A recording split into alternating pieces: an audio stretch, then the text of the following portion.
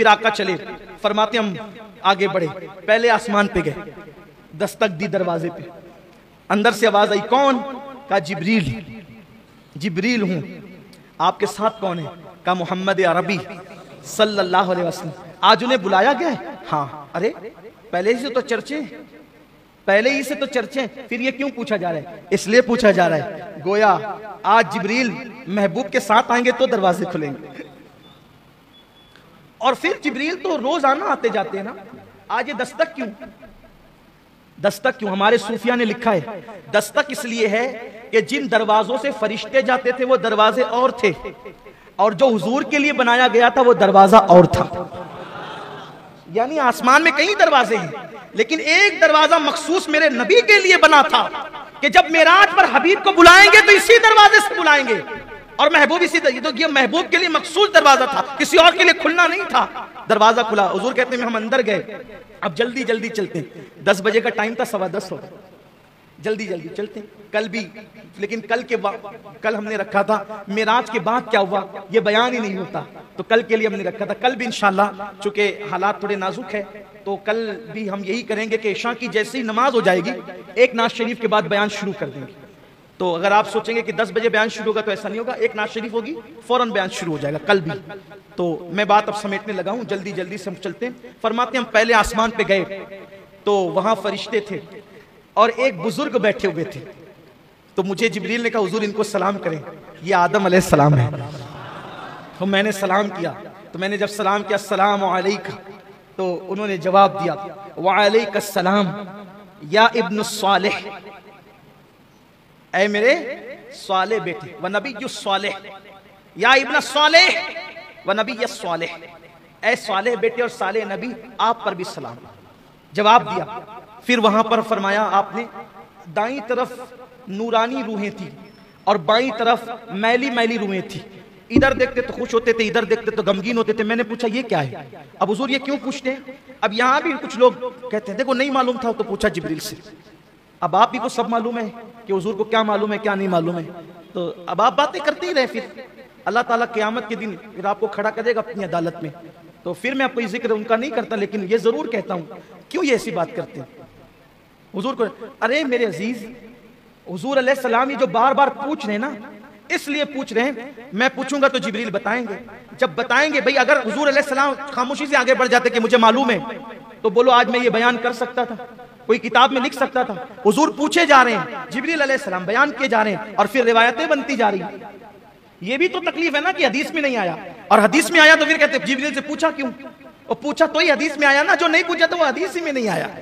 आगे अभी बताऊंगा क्या क्या नहीं आया, और जो नहीं आया अभी तक उसमें सर फोड़ रहे हो, सभी सर फोड़ रहे हैं, कोई कुछ नहीं बता पा रहा है। जो नहीं आया हदीस में नहीं बता पा रहे हैं, इतना अल्लाह ने भी फरमा दिया, नहीं बयान किया ना। फ़अौहा इला अब्दिही मा औहा, हमने जो बातें करनी थी अपने महबूब से कर ली, नहीं बयान किया, नहीं बयान किया, नहीं बताया। फिर तो इसलिए हुजूर ने जो पूछ लिया उनका एहसान है कि अगर ना पूछते तो हम किस तरह बयान करते। तो फिर आगे बढ़े दूसरे आसमान पे, फिर दूसरे आसमान पर पहुंचे तो फिर वहां हमारी मुलाकात दो खालाजाद भाइयों से हुई, हजरत ईसा अलैहिस्सलाम से और उनके खालाजाद भाई हजरत याहया अलैहिस्सलाम से। फरमाया दोनों जवान हैं और ऐसा लगता है जैसे अभी नहा के निकले हैं। हुजूर ने पूरा होलिया बयान किया, अभी नहा के निकले, उनकी जुल्फों से पानी के कतरे ऐसे टपक रहे थे, वो चांदी के मोतियों की तरह, खड़ा खड़ा नक्शा फरमाया। और दोनों थे वहां पर, बड़े पाकीज़ा सुथरे जवान थे। फिर उनको हमने सलाम किया, उन्होंने भी हमारा इस्तकबाल किया। फिर तीसरे आसमान पर पहुंचे, वहां हमने बहुत खूबसूरत नबी को देखा, वो हजरत यूसुफ अलैहिस्सलाम थे। यूसुफ अलैहिस्सलाम की ज़ियारत वहां पर की। फिर उसके बाद फरमाया हम चौथे आसमान पर पहुंचे, चौथे आसमान पर पहुंचे तो वहां हमने हजरत हारून अलैहिस्सलाम को देखा, उनको सलाम किया। फिर उसके बाद कहा हम पांचवें आसमान पर पहुंचे तो हम माफ कीजिएगा, हम चौथे आसमान पर पहुंचे तो हजरत इदरीस अलैहिस्सलाम की ज़ियारत की, उन्हें सलाम किया। फिर पांचवें पर पहुंचे तो हजरत हारून अलैहिस्सलाम की ज़ियारत की, उन्हें सलाम किया। छठे आसमान पर पहुंचे, हजरत मूसा अलैहिस्सलाम मिले, उनको सलाम किया तो वो रोने लगे, देख कर रोने लगे, कहने लगे ये जवान मेरे बाद आया, क्या मर्तबे पाया।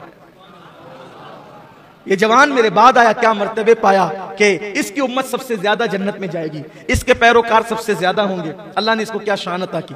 ये रोना हसद की वजह से न था, इस वजह से था कि बड़ी मेहनत की हज़रत मूसा अलैहिस्सलाम, बहुत मेहनत की, लेकिन आपकी कौम बड़ी निकम्मी, बड़ी नालायक कौम, ऐसे ऐसे ताने दिए, नबी को बहुत सताया। लेकिन ये मेरे आका अलैहिस्सलाम, देखो दोनों में फर्क बताऊं, दोनों की कौम में फर्क। मूसा अलैहिस्सलाम चले अपनी उम्मत को लेके, का लड़ना है, लड़ना है, कौम से लड़ना है, दुश्मनों से। कौम ने क्या जवाब दिया बताए? आप लड़ो और आपका रब लड़े, हम तो यहां बैठ के तमाशा देखेंगे। ये कौम मूसा है और मेरे नबी के सहाबा। हज़रत मूसा अलैहिस्सलाम रो रहे थे।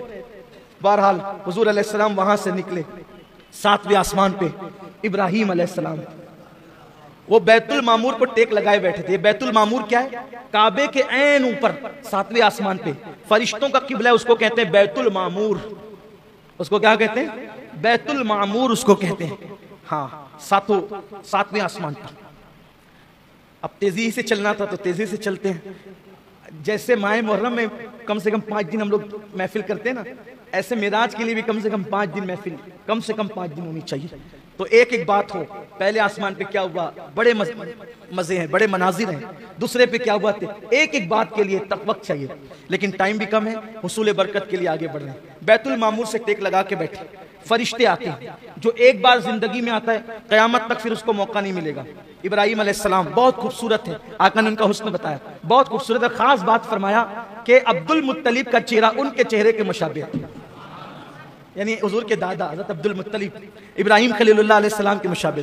तो सलाम किया, सलाम करने के बाद इब्राहीम अलैहिस्सलाम ने कहा कि आपको मुबारक हो, आप बड़े अजीम शान वाले हैं, मैं चाहता हूं आपकी उम्मत को कुछ तोहफे दूं, मैं चाहता हूं आपकी उम्मत को कुछ तोहफे। अगर वो मौत के वक्त की सख्ती से बचना चाहते हैं, अब इब्राहीम अलैहिस्सलाम तोहफा दे रहे हैं उम्मत के लिए, अगर मौत की सख्ती से बचना चाहते हैं उनसे कहना वो कसरत से अल्लाह का जिक्र करें। अगर वो रंज गम और टेंशन से बचना चाहते हैं, ये टेंशन में अपनी जुबान में कह रहा हूं समझाने के लिए, रंज गम और टेंशन से, ज़हनी दबाव से, डिप्रेशन से बचना चाहते हैं, वो ला हौला वला कुव्वता इल्ला बिल्लाहिल अज़ीम की कसरत करें। ये हज़रत इब्राहीम अलैहिस्सलाम की तरफ से तोहफा है। लाहौल शरीफ को अगर आप लाजिम पकड़ लें, ये लाहौल शरीफ इतना मुबारक अमल है, जो इसको लाजिम पकड़ ले वो कभी गमगीन होगा ही नहीं, टेंशन उस पर जल्दी आएगा ही नहीं, बलाओं से हमेशा महफूज रहेगा। हमेशा 100 बार आदत बनाएं लाहौल शरीफ पढ़ने की। फिर हुजूर अलैहिस्सलाम फरमाते हम आगे बढ़े, आगे बढ़े तो हम सिदरा पे पहुंचे, सिदरतुल मुंतहा पर पहुंचे। वहां पहुंचे तो हुजूर फरमाते हैं, सिदरा पर मैं पहुंचा तो देखा कि 2 कुर्सियां हैं, सिदरा पर 2 कुर्सियां हैं। मैंने पूछा जिब्रील यहाँ कौन रहता है? और हुजूर यहाँ मैं रहता हूँ। और जिब्रील तुम्हारे सिवा भी कोई रहता है? नहीं या रसूल अल्लाह मैं ही रहता हूँ और कोई नहीं रहता। कहा ये 2 कुर्सियां क्यों है? कहा या रसूल अल्लाह जब से मैं पैदा हुआ हूँ 2 ही देखता हूँ, जब से पैदा हुआ 2 ही देखता हूँ। मैंने मेरे अल्लाह से पूछा था अल्लाह रहता मैं अकेला हूँ, ये 2 कुर्सियां क्यों है? तो मेरे अल्लाह ने मुझसे फरमाया जिब्रील मेराज पे महबूब को बुलाएंगे, मेराज पे महबूब को बुलाएंगे तो तेरे घर यानी सिदरा भी लाएंगे और फिर मेरे महबूब को यहाँ बिठाएंगे, गोया के हबीब तेरे भी मेहमान होंगे। यार रसूल कुर्सी आपके लिए। आका अलैहिस्सलाम ने जो है वो फरमाया कि सिदरा जो है देखने में बज़ाहिर बेरी के दरख्त की तरह एक दरख्त है। बेरी के पत्ते कैसे होते हैं? वैसे बेरी के पत्ते की तरह एक दरख्त है, लेकिन उसके पत्ते ऊंट के कानों की तरह बड़े बड़े और उसके फल मटकी की तरह है और हर पत्ते पर फरिश्ता है और अल्लाह के नूर ने उसको ढांप लिया है, बड़ा खूबसूरत। हालांकि हम इसको नहीं कह सकते कि ये दुनिया के बेरी के पत्ते की तरह, वहां की जो चीजें वो दुनिया की तरह नहीं है, सिर्फ समझने समझाने को है। फिर आका अलैहिस्सलाम सिदरा से जब आगे बढ़ने लगे, बल्कि ये भी हदीस में है सरकार ने जिब्रील से कहा जिब्रील यहीं रुक जाना है या और आगे की तरफ कोई सफर है? तो हुजूर सफर तो आगे भी है। कहा फिर चलो, अब देर क्यों करते हो, चलो। तो अर्ज की नहीं या रसूल अल्लाह मैं नहीं आऊंगा। अरे थोड़ा सा समझने के लिए बताऊं, किसी ने कहा चलो भाई साथ चलते हैं, लेकर चले अनजान रास्ते पर और लिए गए और उसके बाद गोया मिसाल के तौर एक समझाने के लिए जाना था मुंबई को, लेकर नासिक तक साथ गए और नासिक ले जाके कहा अब हम नहीं आएंगे, जो कभी मुंबई गया ही नहीं हो उसके लिए तो कांटों से खून नहीं, आंखों के नीचे अंधेरा छा जाए यही तो होगा। अरे अगर भाई तुझे यही करना था मेरे वतन से यहां तक लाकर बेवतन किया क्यों? अब तू छोड़ेगा तो मैं कैसे जाऊंगा? यही तो है, अनजाना रास्ता हो तो यही होगा, कभी गए नहीं हो तो यही होगा। मगर कुर्बान हुजूर ने ये नहीं कहा अब मैं कैसे जाऊं, मेरे लिए तो अनजान है, नहीं, इसलिए कि आना जाना तो हर आदमी का अपने घर होता है, आना जाना तो हर आदमी के अपने घर होता है। तो हुजूर आने से पहले कहां थे? हुजूर आने से पहले कहां थे? हुजूर आने से पहले कहां थे? आप कहेंगे सिदरा पे थे, हमने कहा सिदरा भी नहीं बना था जब से उनका नूर है। आप कहेंगे अर्श पे थे, हम कहेंगे अर्श भी नहीं बना था जब से उनका नूर है। जब अब भी नहीं था जब से उनका नूर है, जब भी नहीं था तब से उनका नूर है, तब भी नहीं था तब से उनका नूर है। न पीर था, न मंगल था, न बुध था, न जुमेरात था, न जुमा था, न मुहर्रम था, न सफर था, न रबीउल अव्वल था। जब कोई नहीं था तब से उनका नूर है। अव्वलो मा खलक़ल्लाहु नूरी, अल्लाह ने सबसे पहले मेरे नूर को पैदा किया। कुछ नहीं था, नूरे मोहम्मदी था। तो वो नूर था कहां? अल्लाह के कुर्ब में था। कहां था? कहां था? अल्लाह के कुर्ब में था। तो कुर्ब से आया तो कुर्ब की तरफ जा रहा था, कुर्ब से आया कुर्ब की तरफ जा रहा। लेकिन हुजूर अलैहिस्सलाम ने कहा ना, ताकि हदीस तो बननी है ना, चलो जिब्रील चलो। नहीं यार रसूल, अगर जाऊंगा तो बारी ताला की गैरत से, उसके अनवार, उसकी तजल्लियात से मेरे पर जलेंगे, मैं नहीं आता, आप जाएं। हुजूर फरमाते हैं जब सिदरा के आगे बढ़ा तो मैं झिझक रहा था, अल्लाह की हैबत से कांप रहा था, अदब से रुक रहा था कि फिर मुझे हुक्म होता है उद्न मिन्नी और फिर मैं आगे बढ़ा, लाखों पर्दे पार किए, फिर एक आवाज आई, क़िफ़ या मोहम्मद, रुक जाए मोहम्मद, रुको, अब रुको, दनल जब्बार रब्बुल इज़्ज़ा, रुको, अब आपका अल्लाह आपके करीब आता है। आप रुको, आपका अल्लाह आपके करीब आता है।